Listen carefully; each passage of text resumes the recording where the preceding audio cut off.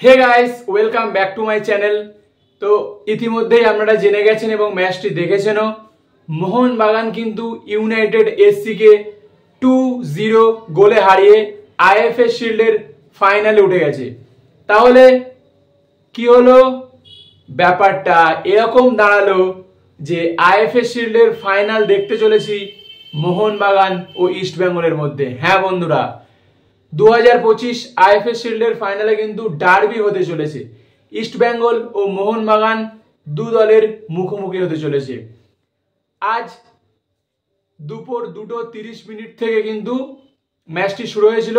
আমি ম্যাচটি লাইভ অচালং করেছিলাম এবং আমার চ্যানেলে সাবস্ক্রাইব করা প্রত্যেকটি ব্যক্তিকেই আমি ফ্রি লিংক প্রোভাইড করেছিলাম। অর্থাৎ আমার চ্যানেলে যারা সাবস্ক্রাইব করে রেখেছিল তারা কিন্তু সাবস্ক্রিপশন ছাড়াই ম্যাচটি দেখতে পেয়েছে। আমি ডেসক্রিপশন বক্সে কিন্তু ম্যাচের লাইভ লিংক দিয়ে দিয়েছিলাম। যদি ম্যাচ নিয়ে কথা বলি তাহলে কিন্তু দিমি পেত্রাতসকে কিন্তু বহুদিন পর মাঠে মোহনবাগান জার্সিতে দেখলাম এবং শুধুমাত্র প্লেয়ার হিসেবে নয়, দিমিকে আজ ক্যাপ্টেন করে মাঠে নামিয়েছিল হোসে মলিনা। আজ কিন্তু ম্যাচে বেশ কিছু ডেভেলপমেন্ট প্লেয়ারের ডেবিউ হয়েছিল, অর্থাৎ তারা শুরু করেছিল। যেমন টংসিন প্রথম থেকেই ম্যাচটি খেলেছিল।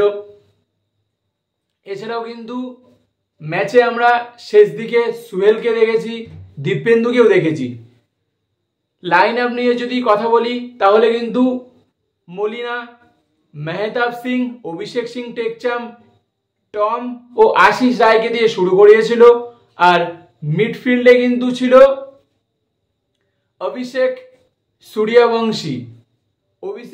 সূর্যবংশী কিন্তু খুবই ভালো পারফরমেন্স করেছে আজকের ম্যাচে এবং থাপাও কিন্তু হাফ টাইমে নেমে ভালো পারফরমেন্স দিয়েছে।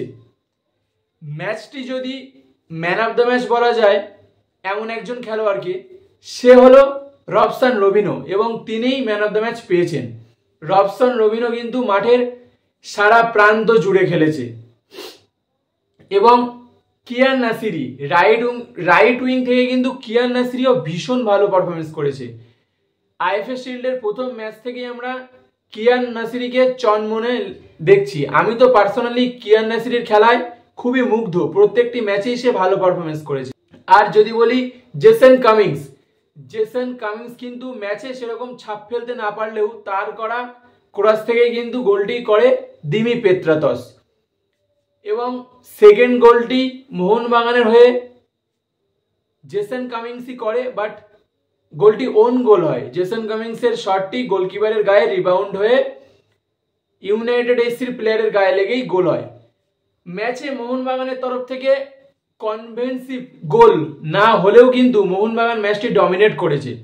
কনভেন্সিভ গোল বলতে আমি বলতে চাইছি যে ওপেন প্লে থেকে গোল, মানে একটি গোল পেত্রাতস পায়ে জড়িয়ে হয়েছে আর একটি গোল ওন গোল হয়েছে। কনভেন্সিভ গোল একটি দেখতে চাইছিলাম, যেটি মোহনবাগান বারবার গোলের কাছে গিয়েও করতে পারেনি। একটি নির্ঘাত অবধারিত গোল অফসাইড হয়ে গিয়েছিল রেফারির ভুল ডিসিশনে, নাহলে কিন্তু মোহনবাগান 3 গোলে জিতত আর ম্যাকলারেন কিন্তু গোল পেয়ে যেত নামা মাত্রই। আর বলে রাখি, আজ কিন্তু throughout the 19 minute Dimi পেত্রাতসকে মাঠে রেখেছিল কোচ হোসে মলিনা। এই জয় কিন্তু সকল মোহনবাগান প্লেয়ারদের আত্মবিশ্বাস বাড়াবে ডার্বির জন্য। আজকের ম্যাচে কিন্তু ইউনাইটেড এসসি, হ্যাঁ বন্ধুরা, লাইভ যারা খেলাটি দেখেছে তারা কিন্তু বলতে বাধ্য যে ইউনাইটেড এফসি খুবই ভালো পারফরমেন্স করেছে। তারা বেশ কিছু অ্যাটাক এমন তুলে এনেছিল যেখান থেকে জাস্ট পারফেক্ট একটা স্ট্রাইকার ভালো মানের থাকলেই কিন্তু গোলে কনভার্ট করে দিত। বেশ কিছু সুযোগ তারা তুলে এনেছিল, খুব দ্রুত গতির কাউন্টার অ্যাটাক বেসে ফুটবল খেলেছিল ইউনাইটেড এসসি। বেশ কিছু অ্যাটাক সৃষ্টি করেও গোল তারা করতে পারেনি।